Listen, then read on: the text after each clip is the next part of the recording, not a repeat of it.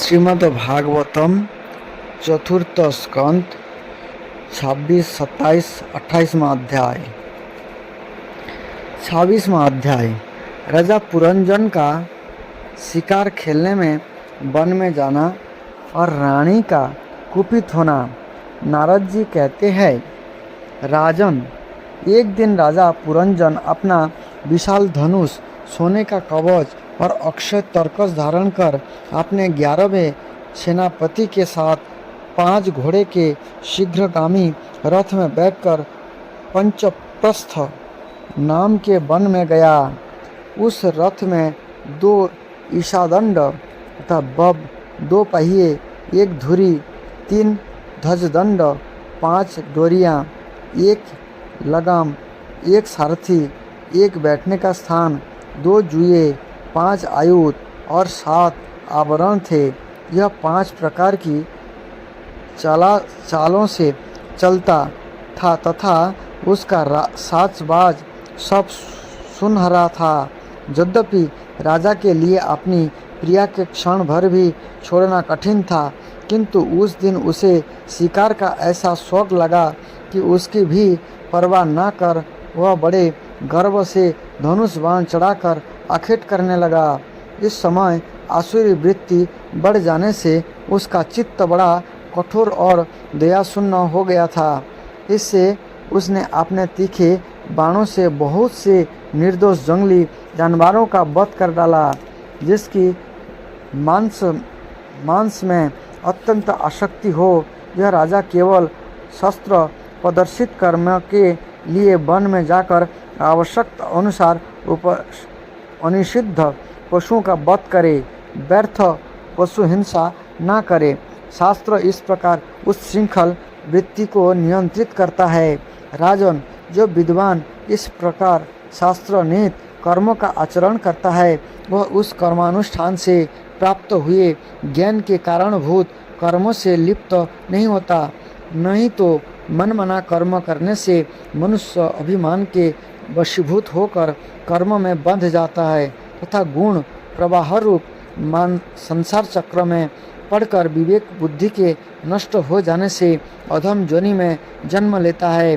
पुरंजन के तरह तरह के पंखे वाले बाणों से छिन्न भिन्न होकर अनेकों जीव बड़े कष्ट के साथ प्राण त्यागने लगे। उसका वह निर्दयतापूर्ण जीव संहार देखकर सभी दयालु पुरुष बहुत दुखी हुए। वे इसे नहीं सह सके।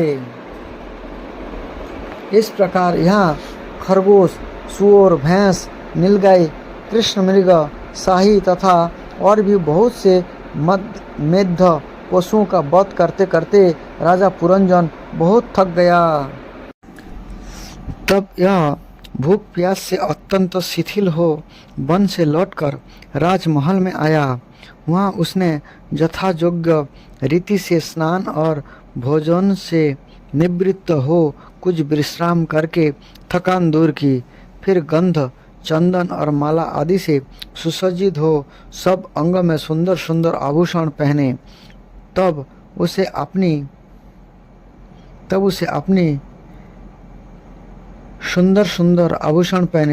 अपनी प्रिया की याद आई।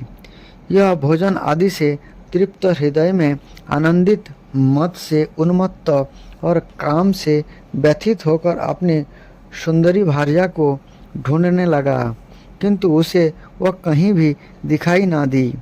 प्राचीन बुढ़ी तब उसने चित्तों में कुछ उदास होकर अंतःपुरी की स्त्रियों से पूछा, सुंदरियों, आपने स्वामिन के सहित तुम सब पहले की ही तरह कुशल से हो ना? क्या कारण है आज इस घर की संपत्ति पहले जैसी सुहावनी नहीं जान पड़ती? घर में माता अथवा पति परायण भार्या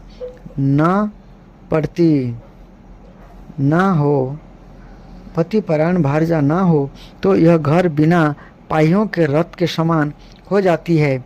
फिर उसमें कौन बुद्धिमान दिन पुरुषों के समान रहना पसंद करेगा? अतः बताओ, यह सुंदरी कहाँ है जो दुख समुद्र में डूबने पर मेरी विवेक बुद्धि को पद पद पर जागृत करके मुझे उस संकट से उबार लेती है। स्त्रियों ने कहा, नरनाथ, मालूम नहीं आज आपकी प्रिया ने क्या ठानी है। शत्रु दमन, देखिए ये बिना बिछौनों के पृथ्वी पर ही पड़ी हुई है। नारद जी कहते हैं, राजन, उस स्त्री के संग से राजा पुरंजन का विवेक नष्ट हो चुका था, इसलिए अपनी रानी को पृथ्वी पर अस्त व्यस्त अवस्था में पड़ी देखकर वह अत्यंत व्याकुल हो गया। उसने दुखित हृदय से उसे मधुर वचनों द्वारा बहुत कुछ समझाया, किंतु उसे अपने प्रेयसी के अंदर अपने प्रति प्रणय कोप का कोई चिन्ह नहीं दिखाई दिया। मनाने में भी बहुत कुशल था, इसलिए आप पुरंजन ने उसे धीरे धीरे मनाना आरंभ किया। उससे पहले उसके चरण छुए और फिर गोद में बिठाकर बड़े प्यार से कहने लगा। पुरंजन बोला, सुंदरी, ये सेवक तो निश्चय ही बड़े अभागे हैं, जिनके अपराध करने पर स्वामी उन्हें अपना समझकर शिक्षा के लिए उचित दंड नहीं देते। सेवक को दिया हुआ स्वामी का दंड तो उस पर बड़ा अनुग्रह ही होता है। जो मूर्ख है उन्हीं को क्रोध के कारण अपने हितकारी स्वामी के किए हुए इस उपकार का पता नहीं चलता। सुंदर दत्ता वाली और मनोहर भवों से शोभा पाने वाली स्वामिनी, आप यह क्रोध दूर करो और एक बार मुझे अपना समझकर प्रणय भार तथा लज्जा के झुका हुआ एवं मधुर मुस्कानमयी चितवन से सुशोभित अपना मनोहर मुखड़ा दिखाओ। वो भ्रमर पंक्ति के समान नीली अलकावली उन्नत नासिका और सुमधुर वाणी के कारण तुम्हारा यह मुखारविंद कैसा मनोमोहक जान पड़ता है। वीर पत्नी, यदि किसी दूसरे ने तुम्हारा कोई अपराध किया है तो उसे बताओ। यदि वह अपराधी ब्राह्मण कुल का नहीं है तो मैं उसे अभी दंड देता हूँ। मुझे तो भगवान के भक्तों को छोड़कर त्रिलोक में अथवा उससे बाहर ऐसा कोई नहीं दिखाई देता जो तुम्हारा अपराध करके निर्भय और आनंदपूर्वक रह सके। प्रिय, मैंने आज तक तुम्हारा मुख कभी तिलकहीन, उदास, मुरझाया हुआ, क्रोध के कारण डरावना, कांतिहीन और स्नेह शून्य नहीं देखा, और ना कभी तुम्हारे सुंदर स्तनों के ही शोकाश्रुओं से भीगा तथा बिंबा फल सदृश अधरों को स्निग्ध केसर की लीला से रहित देखा है। व्यसन बस तुमसे बिना पूछे शिकार खेलने चला गया, इसलिए अवश्य अपराधी हूँ। फिर भी अपना समझकर तुम मुझ पर प्रसन्न हो जाओ। कामदेव के विषम बाणों से अधीर होकर जो सर्वदा अपने अधीन रहता है, उस अपने प्रिय पति को उचित कार्य के लिए भला कौन कामिनी स्वीकार नहीं करती। 27वां अध्याय। पुरंजन पुरी पर चंड बेग की चढ़ाई तथा काल कन्या का चरित्र। श्री नारद जी कहते हैं, महाराज, इस प्रकार यह सुंदरी अनेकों नखरों से पुरंजन को पूरी तरह अपने बस में कर उसे आनंदित करती हुई विहार करने लगी। उसने अच्छी तरह स्नान कर अनेक प्रकार के मांगलिक श्रृंगार किए तथा भोजन आदि से तृप्त होकर वह राजा के पास आई। राजा ने उस मनोहर मुख वाली महिषी का सादर अभिनंदन किया। पुरंजनी ने राजा का आलिंगन किया और राजा ने उसे गले लगाया। फिर एकांत में मन के अनुकूल रहस्य की बातें करते हुए वह ऐसी मोहित हो गया कि उस कामिनी में ही चित्त लगा रहने के कारण उसे दिन रात के भेद से निरंतर बीतते हुए काल की दुस्तर गति का भी कुछ पता न चला। मत से छका हुआ मनुष्य पुरंजन अपनी प्रिया की भुजा पर सिर रखकर महामूल्य शज्जा पर पड़ा रहता। उसे तो यह रमणी ही जीवन का परम फल जान पड़ती थी। अज्ञान से आवृत हो जाने के कारण उसे आत्मा अथवा परमात्मा का कोई ज्ञान न रहा। राजन, इस प्रकार कामातुर चित्त से उसके साथ विहार करते करते राजा पुरंजन की जवानी आधे क्षण के समान बीत गई। प्रजापति, इस पुरंजन से राजा पुरंजन के 1100 पुत्र और 110 कन्याएं हुई, जो सभी माता पिता का सुजस बढ़ाने वाला और सुशीलता, उदारता आदि गुणों से संपन्न थी। ये पौरंजन की नाम से विख्यात हुई। इतने में ही उस सम्राट की लंबी आयु का आधा भाग निकल गया। फिर पंचाल राज पुरंजन ने पितृवंश की वृद्धि करने वाले पुत्रों का वधुओं के साथ और कन्याओं का उनके योग्य वरों के साथ विवाह कर दिया। पुत्रों में से प्रत्येक के 100 पुत्र हुए। इससे वृद्धि को प्राप्त होकर पुरंजन का वंश सारे पंचाल देश में फैल गया। इन पुत्र पौत्र, गृह, कोष, सेवक और मंत्री आदि में दृढ़ ममता हो जाने से वह इन विषयों में ही बंध गया। फिर तुम्हारी तरह उसने भी अनेक प्रकार के भोगों की कामना से यज्ञों की दीक्षा ली। तरह तरह के पशु हिंसामय घोर यज्ञों से देवता, पितर और भूत पतियों की आराधना की। इस प्रकार वह जीवन भर आत्मा का कल्याण करने वाले कर्म की ओर से असावधान और कुटुंब पालन में व्यस्त रहा। अंत में वृद्धावस्था का वह समय आ पहुंचा, जो स्त्री लंपट पुरुषों की बड़ा अप्रिय होता है। राजन, चंडवेग नाम का एक गंधर्व राज है। उसके अधीन 360 महाबलवान गंधर्व रहते हैं। उनके साथ मिथुन भाव से स्थित कृष्ण और शुक्ल वर्ण की उतनी ही गंधर्वियाँ भी है।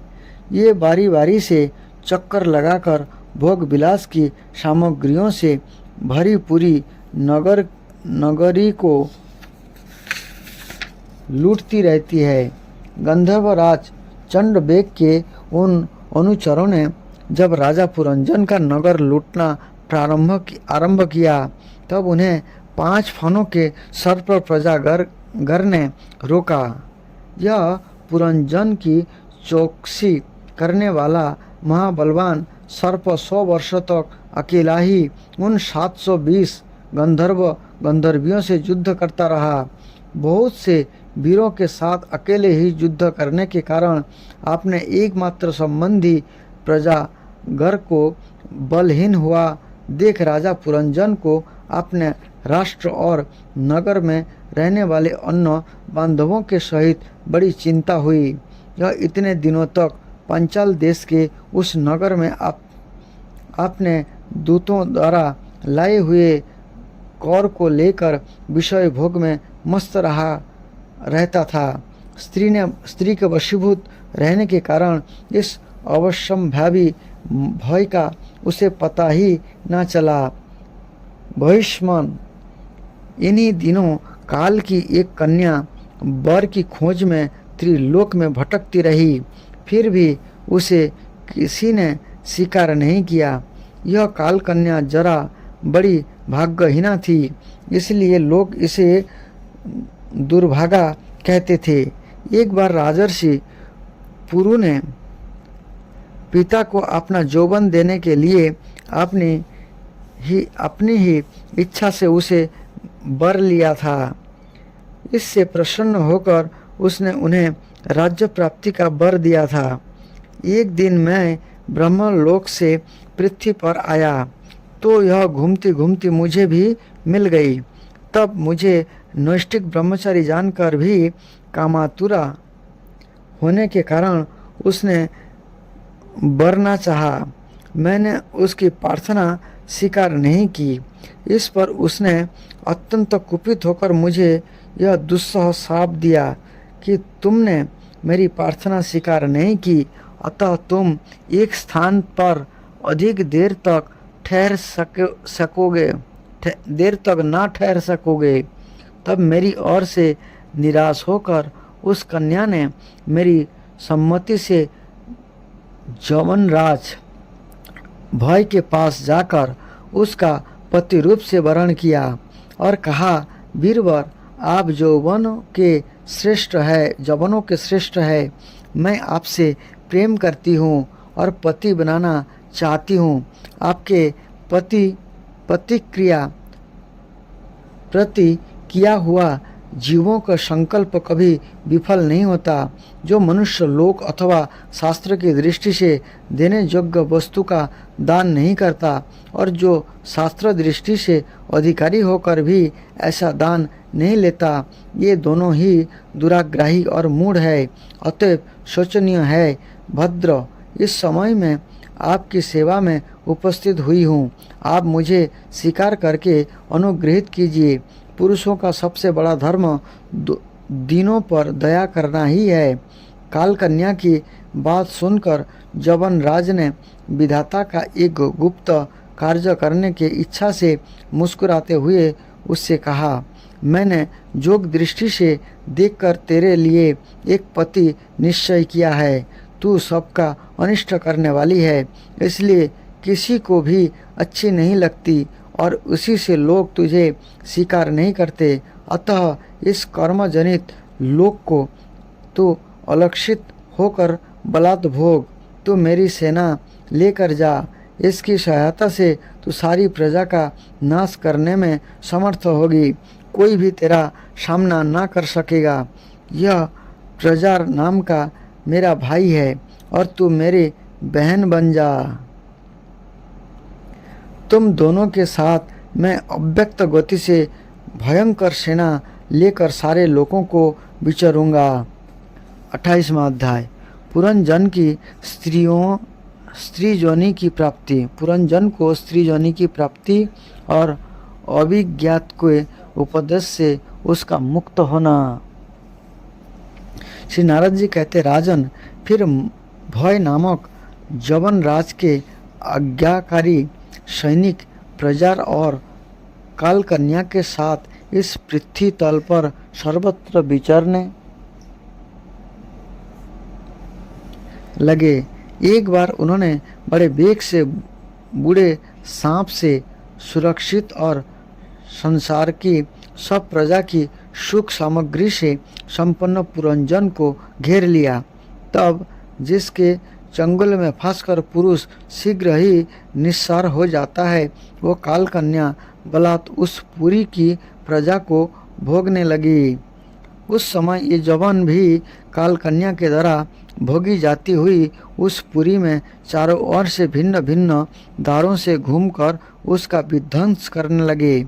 पुरी के इस प्रकार पीड़ित किए जाने पर उसके स्वामित्व का अभिमान रखने वाले तथा ममताग्रस्त कुटुंबी राजा पुरंजन को भी नाना प्रकार के क्लेश सताने लगे। काल कन्या के आलिंगन करने से इसकी सारी श्री नष्ट हो गई तथा अत्यंत विषय आसक्त होने के कारण वह बहुत दिन हो गया। इसकी विवेक शक्ति नष्ट हो गई। गंधर्व और जवानों ने बलात् उसका सारा ऐश्वर्य लूट लिया। उसने देखा कि सारा नगर नष्ट भ्रष्ट हो गया है। पुत्र पौत्र भृत्य और अमात्य वर्ग प्रतिकूल होकर अनादर करने लगे हैं। स्त्री स्नेह शून्य हो गई है। मेरी देह को काल कन्या ने बस में कर रखा है और पंचल देश शत्रुओं के हाथ में पड़कर भ्रष्ट हो गया है। यह सब देखकर राजा पुरंजन अपार चिंता में डूब गया और उसे इस विपत्ति से छुटकारा पाने का कोई उपाय ना दिखाई दिया। काल कन्या ने जिन्हें निस्सार कर दिया था उन्हीं भोगों की लीला लालसा से वह दीन था। अपनी परलौकिक गति और बंधुजनों के स्नेह से वंचित रहकर उसका चित्त केवल स्त्री और पुत्र के लालन पालन में ही लगा हुआ था। ऐसा अवस्था में उनसे बिछड़ने की इच्छा न होने पर भी उसे उस पुरी को छोड़ने के लिए बाध्य होना पड़ा, क्योंकि उसे गंधर्व और जवनों ने घेर रखा था तथा काल कन्या ने कुचल दिया था। इतने में ही जवन राज भय के बड़े भाई प्रजार ने अपने भाई का प्रिय करने के लिए उस सारी पुरी में आग लगा दी। जब वह नगरी जलने लगी तब पूर्ववासी सेवक वृंद, संतान वर्ग और कुटुंबों की स्वामिनी के सहित कुटुंब वत्सल पुरंजन को बड़ा दुख हुआ। नगर को कालकन्या के हाथ में पड़ा देखकर उसकी रक्षा करने वाले सर्पों को भी बड़ी पीड़ा हुई, क्योंकि उसके निवास स्थान पर भी जवनों ने अधिकार कर लिया था और प्रजार उस पर भी आक्रमण कर रहा था। जब उस नगर की रक्षा करने में यह सर्वथा असमर्थ हो गया, तब जिस प्रकार जलते हुए वृक्ष के कटोर में रहने वाला सर्प उससे निकल जाना चाहता है, उसी प्रकार उसने भी महान कष्ट से कांपते हुए वहाँ से भागने की इच्छा की। उसके अंग प्रत्यंग ढीले पड़ गए थे तथा गंधर्व ने उसकी सारी शक्ति नष्ट कर दी थी। अतः जब जवन शत्रुओं ने उसे जाते देखकर रोक दिया, तब यह दुखी होकर रोने लगा। गृहासक्त पुरंजन देह गेह आदि में मेरेपन का भाव रखने से अत्यंत बुद्धिहीन हो गया था। स्त्री के प्रेम पास में फांसकर वह बहुत दिन हो गया था। अब जब इससे बिछड़ने का समय उपस्थित हुआ, तब वह अपने पुत्री, पुत्र, पौत्र, पुत्रवधू, दामाद, नौकर और घर सजाना तथा अन्यान्य जिन पदार्थों में उसकी ममता भर रोष शेष थी, उनका भोग तो कभी का छूट गया था, उन सब के लिए इस प्रकार चिंता करने लगा। हाय, मेरी भार्या तो बहुत घर गृहस्थी वाली है। जब मैं परलोक को चला जाऊंगा, तब यह असहाय होकर किस प्रकार अपना निर्वाह करेगी। इसे इन बाल बच्चों की चिंता ही खा जाएगी।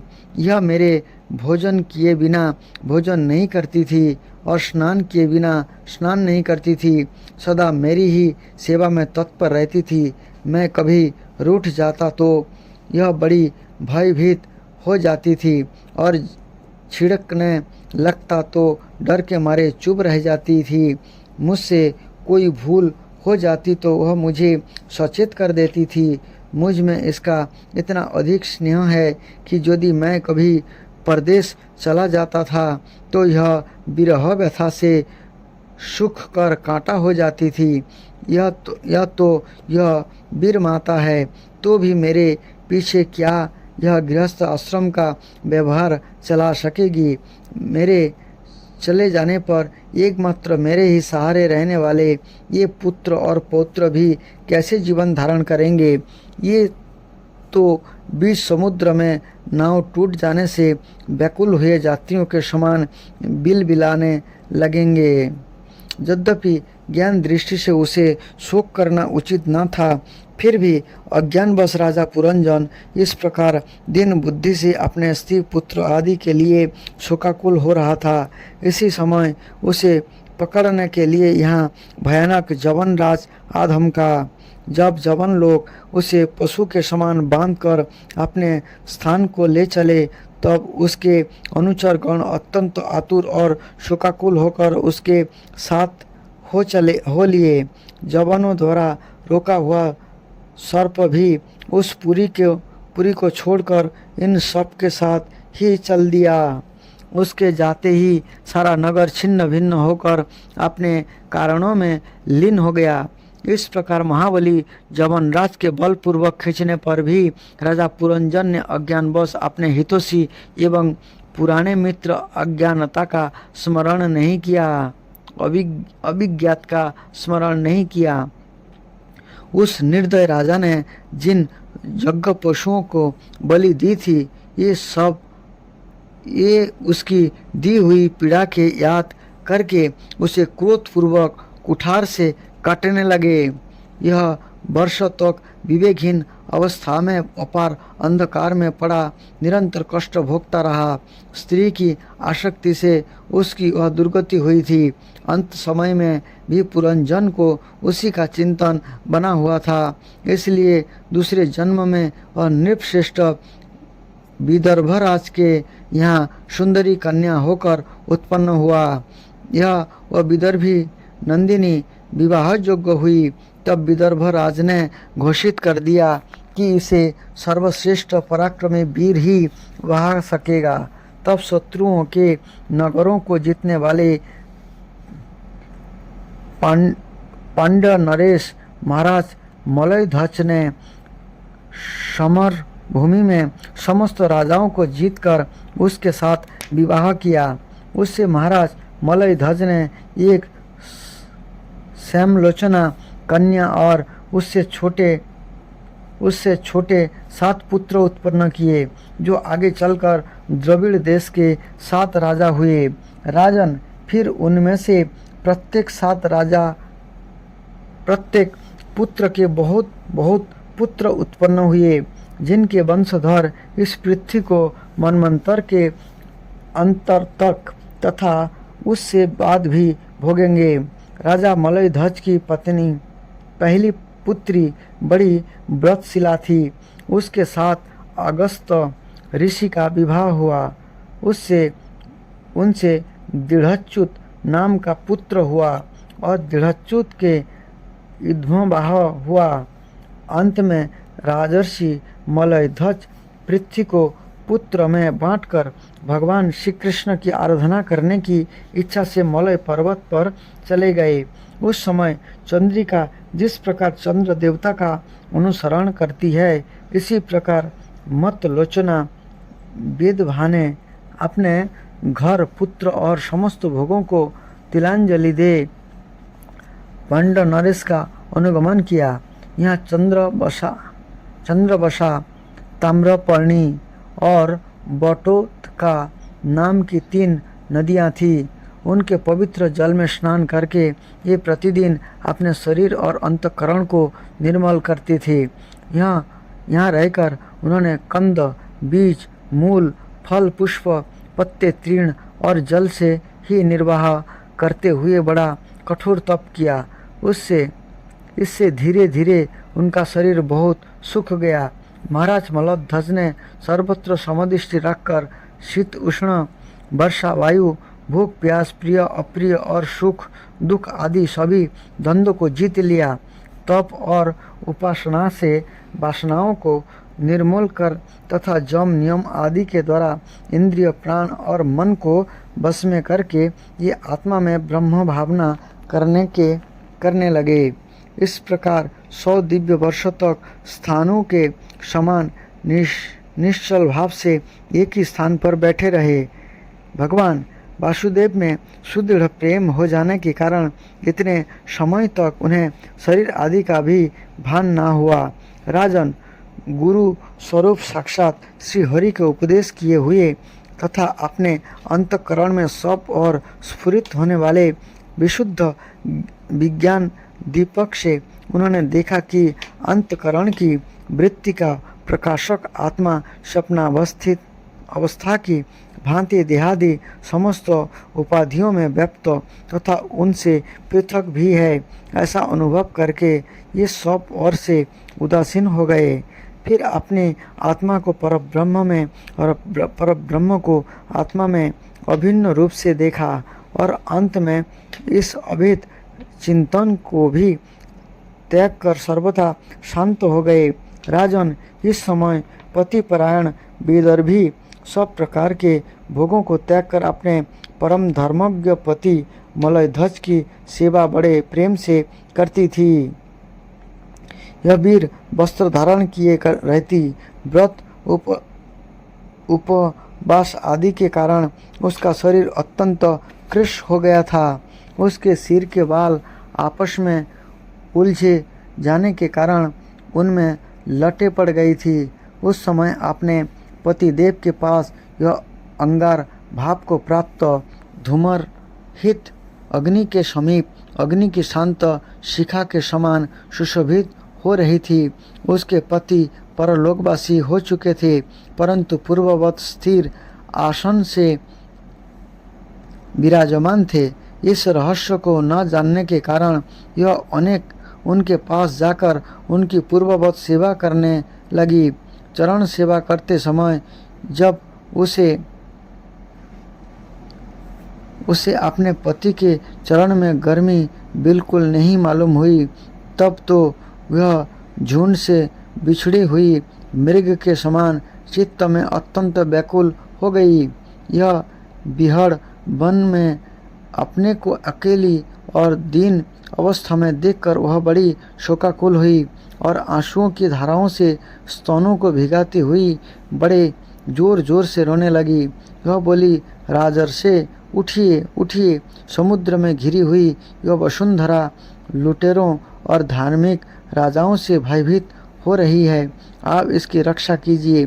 पति के साथ वन में गई हुई यह अबला इस प्रकार विलाप करती पति के चरणों में गिर गई और रो रो कर आंसू बहाने लगी। लकड़ियों की चिता बनाकर उसने उस पर पति का शव रखा और अग्नि लगाकर विलाप करते करते स्वयं सती होने का निश्चय किया। राजन, इसी समय उसी का कोई पुराना मित्र एक आत्मज्ञानी ब्राह्मण वहाँ आया। उसने उससे उस रोती हुई अबला को मधुर वाणी से समझाते हुए कहा। ब्राह्मण ने कहा, तू कौन है? किसकी पुत्री और किसके लिए तू शोक कर रही है? यह सोया हुआ पुरुष कौन है? क्या तू मुझे नहीं जानती? मैं वही तेरा मित्र हूँ जिसके साथ तू पहले विचरा करती थी। सखे, क्या तुम्हें अपना याद आती है? किसी समय मैं तुम्हारा अभिज्ञात नाम का सखा था। तुम पृथ्वी के भोग भोगने के लिए निवास स्थान की खोज में मुझे छोड़कर चले गए थे। आर्य, पहले मैं और तुम एक दूसरे के मित्र एवं मानस निवासी हंस थे। हम दोनों सहस्त्र वर्षों तक बिना किसी निवास स्थान के ही रहे थे, किंतु मित्र, तुम विषय भोगों की इच्छा से मुझे छोड़कर यहाँ पृथ्वी पर चले आए। यहाँ घूमते घूमते तुमने एक स्त्री का रचा हुआ स्थान देखा। उसमें 5 बागीचे, 9 दरवाजे, 1 द्वारपाल, 3 परकोटे, 6 वैश्यकुल और 5005 बाजार थे। इन 5 उपादान कारणों से बना हुआ था और उसकी स्वामिनी एक स्त्री थी। महाराज, इंद्रियों के 5 विषय उसके बगीचे थे। 9 इंद्रियां छिद्र द्वार थे। तेज, जल और अन्न 3 परकोटे थे। मन और 5 ज्ञानेन्द्रिया 6 वैश्यकुल थे। क्रिया शक्ति रूप कर्मेंद्रिया ही बाजार थी। 5 भूत ही उसके कभी क्षीण ना होने वाले उपादान कारण थे और बुद्धि शक्ति ही उसकी स्वामिनी थी। वह ऐसा नगर था जिसमें प्रवेश करने पर पुरुष ज्ञान शून्य हो जाता है, अपने स्वरूप को भूल जाता है। भाई, उस नगर में उसकी स्वामिनी के फंदे में पड़कर उसके साथ विहार करते करते तुम भी अपने स्वरूप को भूल गए और उसी के संग से तुम्हारी यह दुर्दशा हुई है। देखो, तुम ना तो विदर्भ राज की पुत्री हो और ना ही वह वीर मलयध्वज तुम्हारा पति है जिससे तुम्हें 9 द्वारों के नगर में बंद किया था। उस पुरंजन के पति भी तुम नहीं हो। तुम पहले जन्म में अपने को पुरुष समझते थे और वह आप सती स्त्री मानते हो। यह सब मेरी ही फैलाई हुई माया है। वास्तव में तुम ना पुरुष हो ना स्त्री, हम दोनों तो हंस है। हमारा जो वास्तविक स्वरूप है इसका अनुभव करो मित्र। जो मैं ईश्वर हूँ वही तुम जीव हो। तुम मुझसे भिन्न नहीं हो और तुम विचारपूर्वक देखो, मैं भी वही हूँ जो तुम हो। ज्ञानी पुरुष हम दोनों में कभी थोड़ा सा भी अंतर नहीं देखते। जैसे एक पुरुष अपने शरीर की परछाइयों शीशों में और किसी व्यक्ति के नेत्र में भिन्न भिन्न रूप से देखता है, वैसे ही एक ही आत्मा विधा और अविधा की उपाधि के भेद से अपने को ईश्वर और जीव के रूप में दो प्रकार से देख रहा है। इस प्रकार जब हंस अर्थात ईश्वर ने उसे सावधान किया तब वह मानसरोवर का हंस अर्थात जीव अपने स्वरूप में स्थित हो गया और उसे अपने मित्र के बिछों से भूला हुआ आत्मज्ञान फिर प्राप्त हो गया। प्राचीन बुद्धि, मैंने तुम्हें परोक्ष रूप से यह आत्मज्ञान का दिग्दर्शन कराया है, क्योंकि जगतकर्ता जगदीश्वर की परोक्ष वर्णन ही अधिक प्रिय है। हरे कृष्ण।